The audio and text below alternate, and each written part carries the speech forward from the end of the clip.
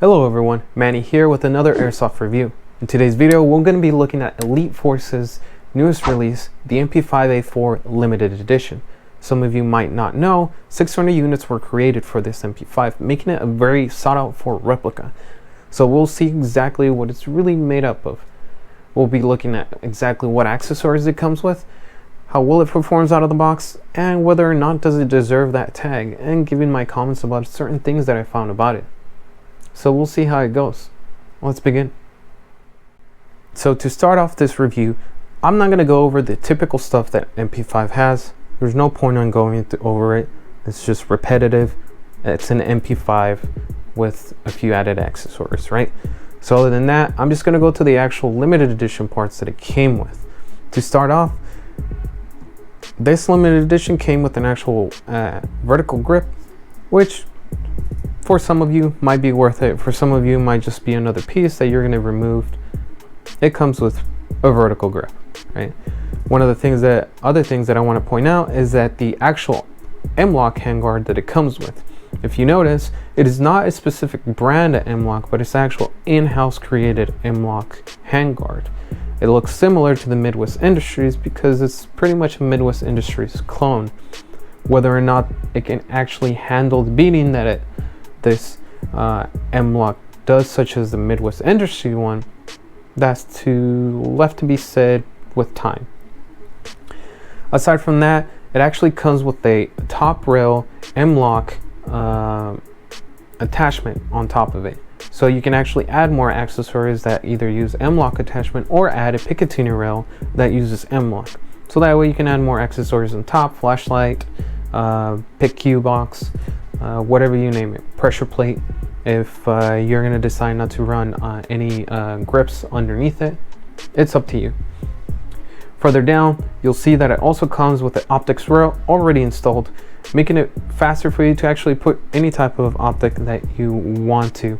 Other than that, that's pretty much it for the top portion of it. Both front and rear sights are somewhat fixated, so whether or not you can remove them, that's up to you. Now going back to the lower, the actual lower has two specific things that are pretty noticeable, right? The main thing is the actual ambidextrous release that the gun plays with, and that it sports, making it a lot easier to do magazine changes without having to literally hold the gun with one hand while you're trying to fiddle with the actual usual magazine release on the other. It also sports its limited edition red trigger, which, to be honest with you, I really thought that this trigger would be either Cerakoted or anodized, but it's pretty much just painted over. I might be wrong, but there's a few surface deficiencies with it, at least with my trigger. So whether or not it's Cerakoted or just painted over, I'm not sure about that. Aside from that, one of the other things that the actual version of the MP5 is that, well, it sports a full-on fixed stock. The only good quality about the stock is just the ability to actually be able to put your batteries without having to remove the whole stock. And I say that because there's actually a little like cap on the back that you just push down and pull out, and you have access to your actual wires and a compartment for your battery, making it a lot faster rather than actually taking off the whole stock and pulling everything off. So it's up to you. I honestly really don't care whether or not it had the door, but it shows that small improvement. Now that's pretty much it for the externals. There's really not much to it. Now whether or not, how would it look with externals, then we could look at that. Then how about let's add some externals for my own taste. So let's do that. There you have it. We actually accessorized our MP5 Limited Edition to make it look even a little bit more Gucci. Put in a tracer, put in a PICU box with the actual laser on it, and RMR micro dot, however you want to call it.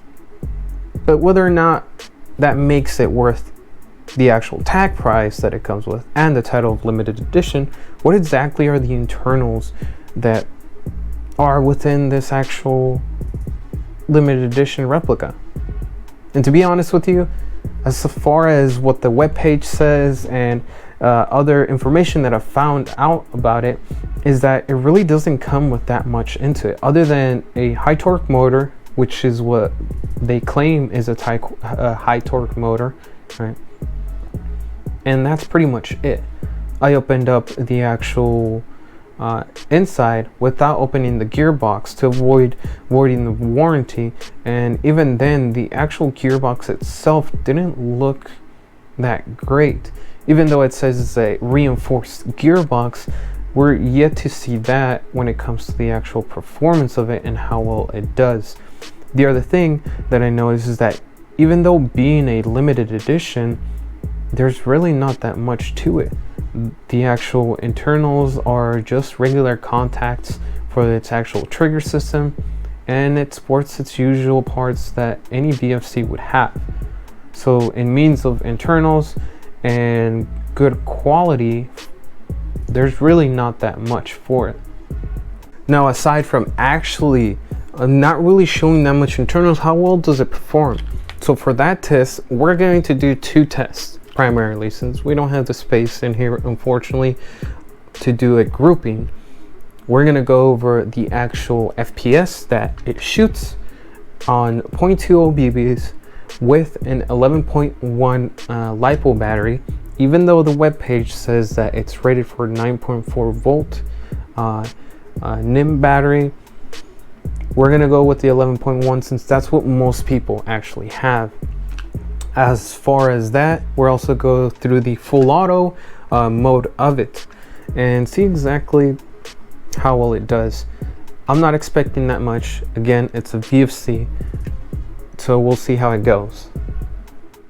Now, as previously mentioned, I will be using an 11.1 LiPo battery by Titan, as well as 0.20 BBs for the specific gun. Take in mind that this replica is rated for a 9.4 NIM battery, so know that if you use an 11.1, well, it'll work. You might have issues with blowing up a fuse or burning your connectors inside the trigger. At least for now, we'll just use this for testing purposes.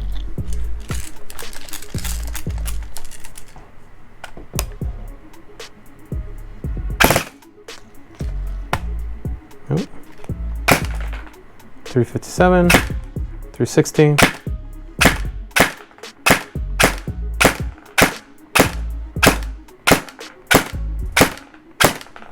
Okay, so as you can see, for the most part, it keeps a pretty well consistent shot FPS, ranging from around 354, let's see, 300, making an average of 350, a minimum of 354, max of 360, and an average of 357.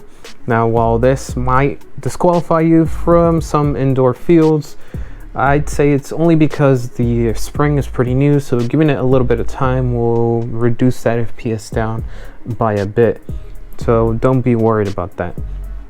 Also, the actual joules that it shoots, it's at a 1.17 joules is the last shot that it shot. So as far as that goes, let's now check the RPS for this specific gun.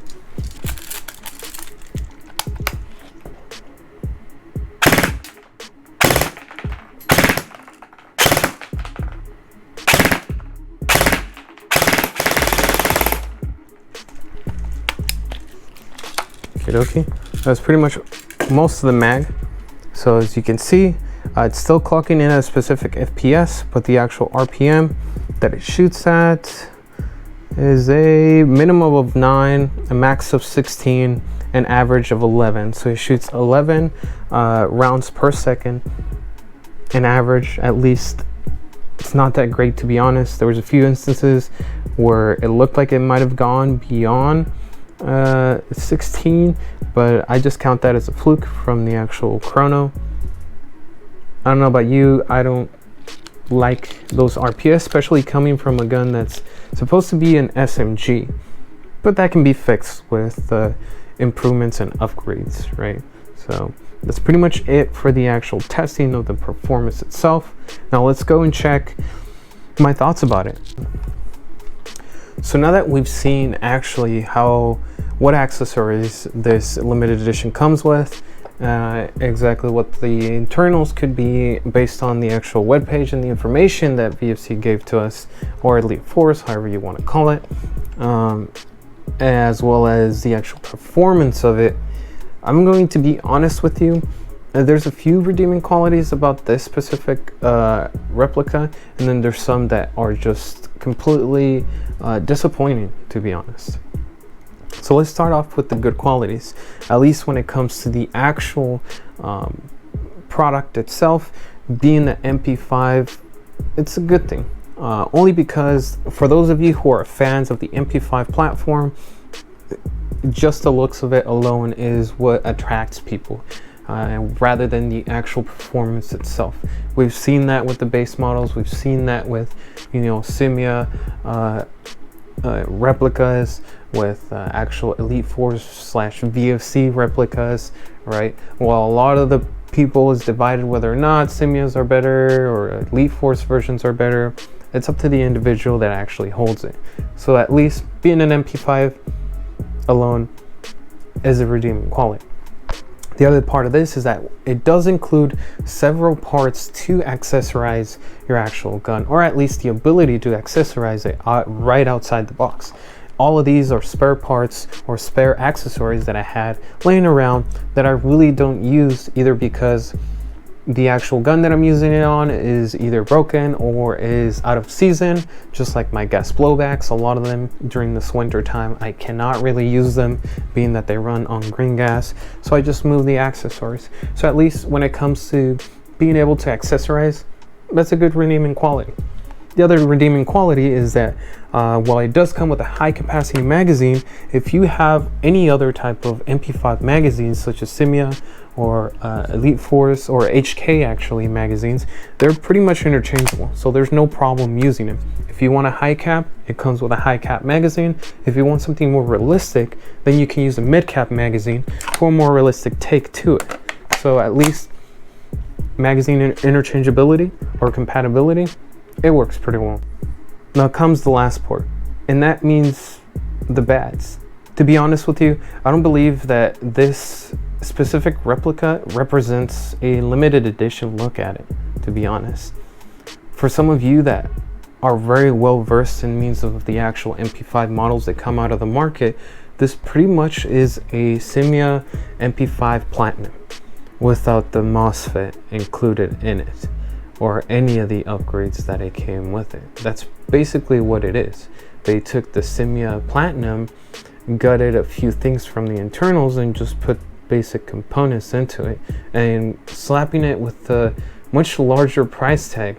Now you could say that that has to do with the actual current times, that transportation is more expensive now and the actual parts are more expensive to find, so it's why the price goes up. But still, not including those other aspects that you usually see in other limited editions, kind of doesn't do it for some people, unfortunately. The other thing that is literally, at least on this channel, and a lot of people know this because I've called out even the own company that I show for constantly, which was KWA. VFC, what is wrong with you? What is this? What is this? You still using Tamiya's? Are we still like in the early 2000s? I mean, come on. You're gonna slap a limited edition tag to it, and you don't have the decency to at least add Dean's connectors, a part that literally costs less than $5 or $8 if you're gonna purchase high quality Dean's connectors. I'd rather you charge me extra for having to place those Dean connectors rather than having me to do it, or even changing the whole trigger system and adding a MOSFET. It's up to you, but as far as I know, that's a a no-no for me. I've always been the type of person that hates having to deal with the fact of switching from Tamiya's because they're not a very reliable connection to have. And I've had too many instances where the actual connectors either slip out or break. So I don't know about you, VFC, but that should be probably something you should be transferring to. A lot of companies are doing it.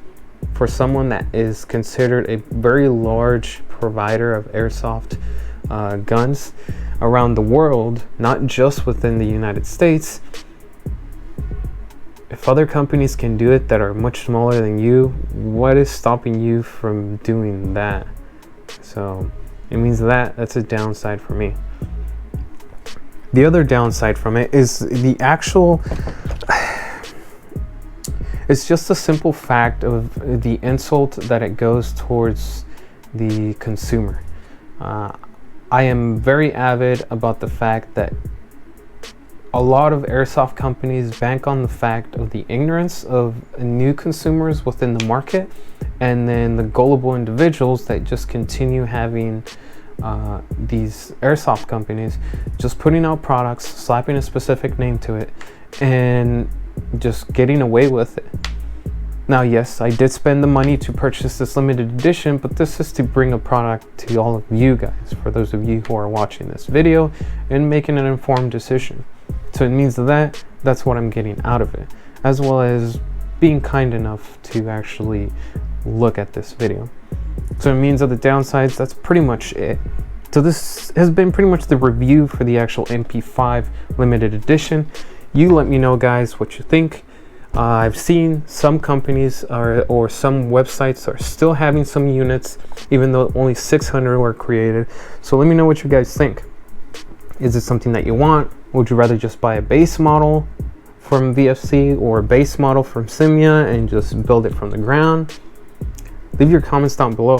Also, don't forget to like and subscribe and ring that little bell so that way you know when I post more videos. I'll be doing a gameplay footage with just stock parts and some of the attachments that I added to this MP5 and see how well it does. And you might like it, and I might change my mind, who knows. But until next time, this has been Manny. I'll see you guys later.